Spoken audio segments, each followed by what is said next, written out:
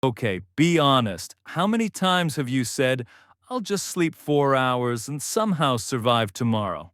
Yeah, me too. And here's the crazy part.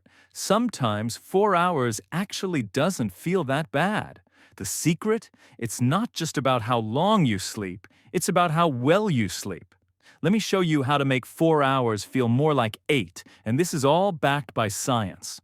Now, quick disclaimer, I'm not saying you should live on 4 hours forever. Long term, your body needs 7 to 8. But on those nights when life throws you an exam, a deadline, or just Netflix regrets, these tricks can make a short sleep way more refreshing. Here are 3 things that really work. First, think in cycles, not hours. Your brain runs on 90-minute sleep cycles. If you wake up in the middle of one, you'll feel dead no matter how long you slept. But if you wake up at the end of a cycle, boom, you feel way fresher. So if you can't do 8 hours, aim for 4.5 or 6 instead of a random number.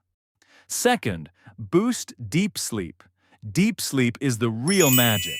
That's when your brain repairs itself and stores memories.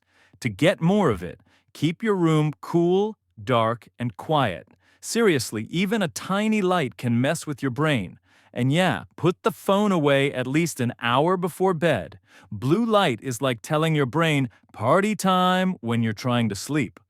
Third, pre-sleep routine. The last 60 minutes before bed decide how fast you crash. If you're scrolling, your brain is on alert mode. Instead, do something chill. Read, journal, stretch, whatever calms you down. This signals your body, hey, it's bedtime. So, quick recap, aim for complete sleep cycles, set up your room for deep sleep, and have a calming wind-down routine. Try this, and even if you only manage 4 hours, you'll wake up feeling like you cheated the system. If you want more science-backed hacks to make life easier, hit subscribe. And hey, maybe get some real sleep tonight, okay?